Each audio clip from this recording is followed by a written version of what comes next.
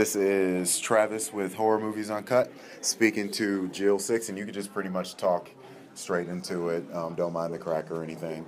And we are here discussing Call Girl, and we are also talking about other things going on surrounding women in horror, especially on the directing tip, because that's one of the main things that I wanted to talk to you about first.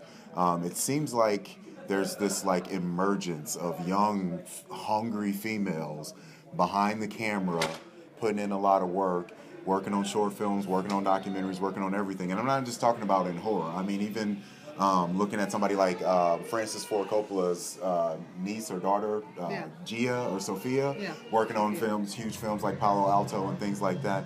Why do you think there's been this kind of emergence of the female behind the camera that we're seeing now? I think lately women have just drawn a lot of attention to it, or attention to the fact that it's just way unequal.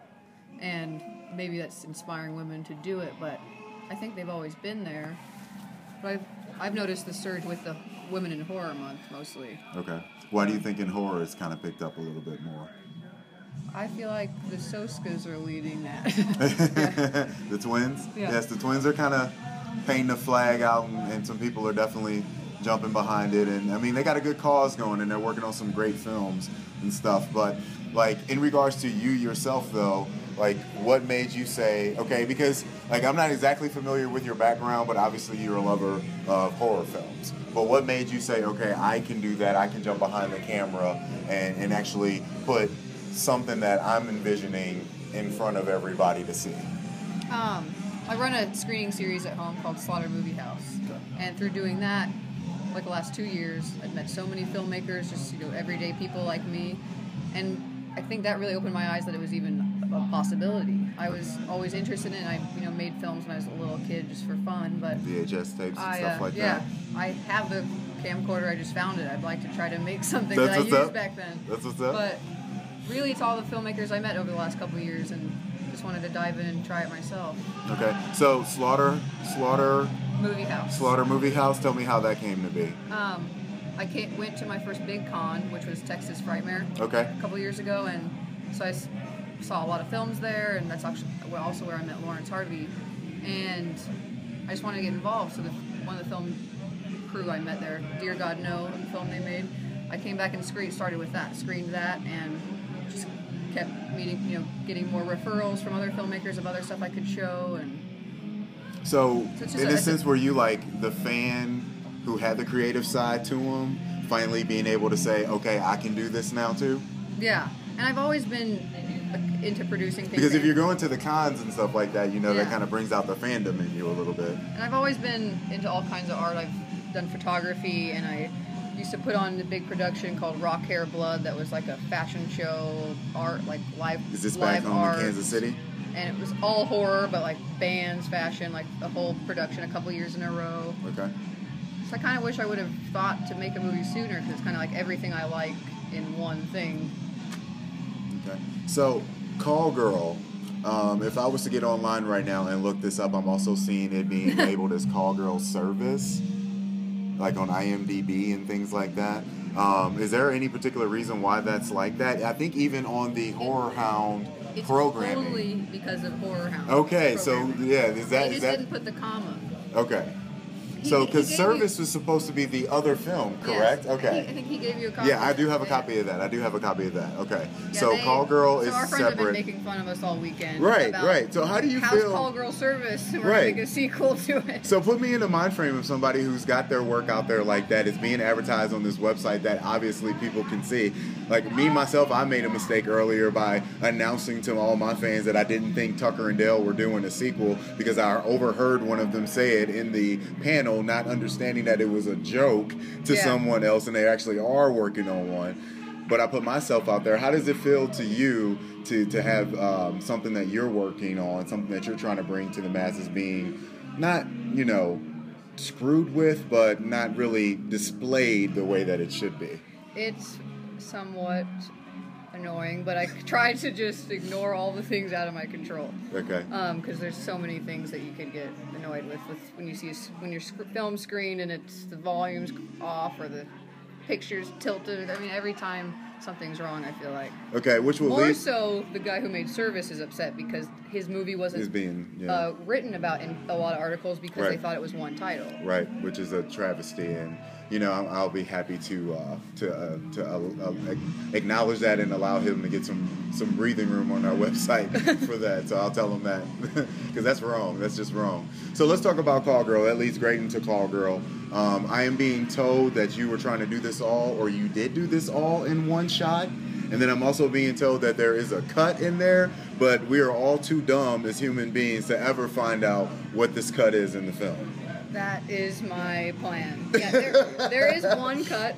I had an amazing visual effects guy who made that, like, he did so many layers on it that we would watch it over and over again, and each little thing he would find, because we'd watch one corner or this corner to see if we could find where this cut is, but he did such a good job you can't spot it. Okay. And I really wanted it to feel a story told in real time is one of the biggest things that attracted me to this. Now, when you say challenge, it attracted you, is it because, like, were you a fan of, like, some of the Hitchcockian style films that were shot in this way? Did you see movies like recently, like Silent House? I saw Silent House. When I read the script, it's by Eric Haven's Call Girl and I started to look into, like, the continuous shots or the longest shots in films, and just started researching, like, all the best ones. Like, everyone loves the one in Goodfellas when he walks through the kitchen, and like from the car all the way to when he sits down. Oh yeah, because he's coming in through the back. Shot. Like, that's nonstop for like I don't know how many minutes. With Ray Liotta when he's coming in through the back, and they get all the way up and they have the table and they sit it down, and that's gangster shit. That's what we call. That's what we call that. That whole entire shot. When my friends and I watch Goodfellas, that's gangster shit is what we would call it. But at first we were gonna try to do it all the way through, and I just, after a while of attempting to plan it that way, I just thought it was too much. Especially on my first try, I was like, some of my friends that were you afraid you were gonna fuck up? Suggesting me to try it. Yeah, it's like you guys are suggesting me to try something that freaking Martin Scorsese can do after like a million films, and you're trying to ask me to do this. So why was the script brought your way? What got your attention with the script? The writer is a good friend of mine. Eric Havens? Yeah. Is his name? Okay. He writes for a site called Downright Creepy. He writes reviews and stuff too. Okay, yeah, that name definitely sounds familiar now. Okay. He sent me the script like a year and a half ago, and we were just talking about maybe doing it together, like me producing it, him directing maybe, and he just decided that writing is just, his thing. And so after a few months, I was kind of disappointed because we started to work on it together, and so I just asked him if I could. I was like, can I make this? And he said yes, so. Okay. I could go in and ask the obvious questions like, how did you get Tristan Risk involved in the film and all this, but before I get there, I'm going to ask you, Webcam, your experience. I would think from your direction and the way that you portrayed the film, the way that you displayed it to the audience, that you have had some type of experience using Webcam, whether it be through a Skype or a FaceTime or anything. What's your kind of like background in regards to webcams that allowed you to be able to, let this film breathe the way that it did? I've actually only, the first time I used it was maybe only like a year ago. Okay. And a lot of it was from all the filmmakers I've met and showing their stuff, and I actually used a lot of footage. Like they were showing you films like online, like for you to watch through a webcam service? Just random people when I would hang out with them or talk to them. Okay. But Lawrence and I would communicate a lot that way, and so I recorded a lot of it for our Kickstarter, and so I would go back and watch a lot of it to see what it really does when you're on there, like how it messes up or whatnot, so that I wanted to make our movie feel as real in that way. Okay. What kind of challenges did you see right off the bat when you're like behind the camera, but you're trying to give the illusion that this is actually coming from a computer source? It's a lot of kind of the challenges were kind of how far we wanted to make it, how real we wanted to make it, like how grainy the picture and all those kind of things. And then I looked at all different other films and what they do, and they kind of mess with the internet connection. And a lot of people will do all that. The picture will like shatter, and that kind of stuff really normally only happens with like cable connection. And right. Sometimes people just throw that stuff in. But at first we actually weren't going to have any of those glitches. We were going to try to just like seamless all the way through. And I was just not excited by that. It Yeah. gave me no So the control buffering in the and stuff that's going on in the film, that's Yeah. actually meant to be in there? Yeah. Really? Okay. Well, that just... Right, yeah. I mean, it brings it to home for people like us because we deal with so many distributors and all these companies who are sending me, like, I got 20 movies I need to watch that have nothing to do with this festival at all. But we watch them on our iPad, laptop, and stuff like that, and we get to see the buffering and stuff. So when we were watching that, it actually spoke to us even more because it's that experience of like, my computer does that when we're watching something too. I feel like even when I have great connection, it always does it at some point. And before we decided to do that, if we were going to have it be a continuous story without that, it gave us almost really no control in the editing room because that's all it was. You know, we couldn't. There's one angle. Spoiler alert! This whole interview.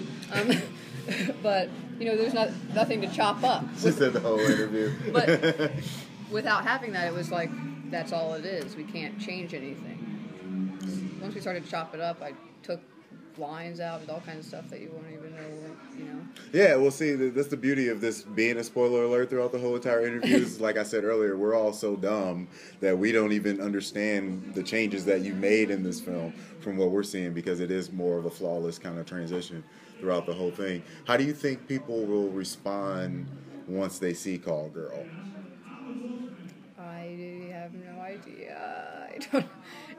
I mean, you're a movie fan, so you would go out to a theater and you would see something, and you would have friends of yours or family members or somebody probably say, "Hey, did you see that film? What did you think?" Stuff like that. Like, if you were to show this, like, and I'm sure you have to friends and some family members, what's the type of feedback and reaction that they're giving you from it? Or is it just all kissing your ass, like, "Oh my God, it's awesome"? Everyone's not. I mean, I only have everyone. I feel like when anyone sends me a movie, it's hard. You say you like it and point out a few details you like about it. Everyone does that. It's kind of no one really. I don't know. Right. No, not one thing that just sticks out. It's just kind of everyone compliments Lawrence's performance. Right, for sure. Which is very understandable. She's just naturally so good. Well, how did you get Tristan involved in the film? Through Lawrence. I was friends with Tristan and the Soskas on Facebook. I hadn't met them. And then Lawrence was in LA last May filming Human Centipede 3. Okay.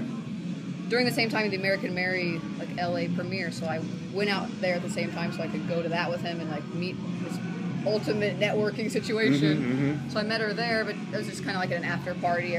They're all celebrating, really excited. But Lawrence was already on board, and he just offered because we've been friends for so long. Okay. He posted on Facebook very nice of him that we needed a female, and she responded to it. And I thought, I was like, "There's no way she's serious." Is that really her account, or is this some? Then my whole life starts shattering. I'm like, "Oh God, if they're both going to be in it, I need to raise a lot of money. This is a whole other thing." But this is some well-known people in the industry. Yeah. No, but that's going to make you more well-known people in the industry too. How do you feel about that? Are you ready for that? I mean, look at these people. These people come out and they spend money just to run around and, pledge their allegiance to blood, guts, and gore. Are you ready to have that type of following you? Very ready. The horror fans are the most hardcore. Right. I think what's different about this than when I go to a Comic-Con is that the community here, half the reason I feel like people come here is just to hang out with their friends and people that like it. It's not like a Comic-Con you walk through, you look at everything and you leave. Pictures. This is like you come to hang out. Yeah. So what's going on with you now? What's any upcoming projects? Or you got any appearances? Where's Call Girl going from here? Well, next Saturday we're premiering at our hometown, Kansas City. Okay, is this going to be at Alamo? It'll be at Screenland Armor, which is a locally owned theater. I host a lot of events there. We'll show classics and random horror all the time. After that, we have Days of the Dead in Indianapolis, and I've just last week submitted to a crap ton of festivals. So so you're definitely going to be showing at Days of the Dead my email every Indianapolis. 5 minutes. Yes. Okay, you have no problem with me telling people that if they go to Days of the Dead, Indianapolis. They can see your It's playing short at 6 film. p.m. on Friday. Oh, you got date and time? Okay, It's 6 p.m. on already Friday. gone. Spoiler alert. Okay. Well, I guess really the only other thing that I want to ask you, because I don't want to take up too much of your time, because like you said, this is more of a hanging out type of atmosphere that you belong to here when you do this. Where do you think the direction of horror is gonna take itself within the next like 3 to 5 years in regards to the female perspective? Like I'm not, and I'm not saying any subgenre in particular. I don't care. It's zombie, slasher, paranormal, whatever. Just in regards to the female perspective, like where do you see the trends and stuff going in the next like 3 to 5 years in horror? Regards to like females in horror. Yeah, and it's acting, producing, directing. I feel like, well, definitely women are stepping up, to the plate with directing and all that side of it. But I've also noticed that the actual stories are featuring women that are more like strong female leads instead of dumb naked girls. Like we're finally kind of getting away from the misogynistic horror world. Okay. Like now people that make that kind of crap, like that's just what that is. I gotta ask you honestly, and I don't mean to cut you off because you're giving a great answer, which sparks this question: is how do you feel about that? Because even like films like that we're seeing here at the convention, like Time to Kill and stuff, that's more of like a sexploitation, sleaze porn type film, where it's really nothing but a bunch of girls running around without tops on and shooting big guns and blowing up stuff and things like that. Or are you kind of one of the people who are ready to have your foot down to kind of push past that way of thought, or do you think it's still a place for that? Or anything. I mean, I think there's a place for it, and it is what it is. I mean, it's fun, and people, I don't know. Yeah. But I feel like it can kind of only be done so. I mean, how long can it go? Because they're all kind of the same. Yeah. Now I'm talking shit. I gotta stop. Is there anybody? No. Here's the last question. Is there anything out there that you're excited about? Like anything that your friends are doing, or what am I excited about? Something you're looking forward to? There's a project I got to be an assistant or a second unit director on that's pretty huge. It won't be out till the end of the year. And so you can't say anything about it? Nope. Okay. Is it horror related? Yeah. Is it a big studio involved, or is it one of the like big studios would be like the Paramounts and Warner Brothers, and then the underneath guys to me would be like the Draft House and IFCs, and would it be on that level? Okay. I will find out, because that's what I do. Ask her. Well, Jill, thank you so much for your time. I really appreciate this. We could talk for hours, like seriously. I appreciate you dealing with the background noise. I appreciate you being candid with me and allowing me to be candid with you, because that's pretty much the main reason why we call our website Horror Movies Uncut, is because we really try to skip past all the bullshit and get to the bare bones about it. Do you have any sponsors or anybody you would like to thank? Your website you want to call out or anything? Because people are going to hear this, so. I'm not sure. You should follow me on everything. There you go. At Jill Sixx, spelled like Nikki Sixx. And follow the film, Call Girl Short Film on Facebook, Call Girl Film on Twitter. Which is playing at the Days of the Dead Festival in Indianapolis on May the 6th? I don't know. It's in Friday. June. The last weekend of June. Okay, what day is that? I would have to look at my calendar. In June, but it's in June. It's playing in June, Days of the Dead Festival in Indianapolis. Yes. Okay, so thank you so much. Thank you. Really, really appreciate it. This is Travis with Horror Movies Uncut, speaking to Jill Sixx, and you can just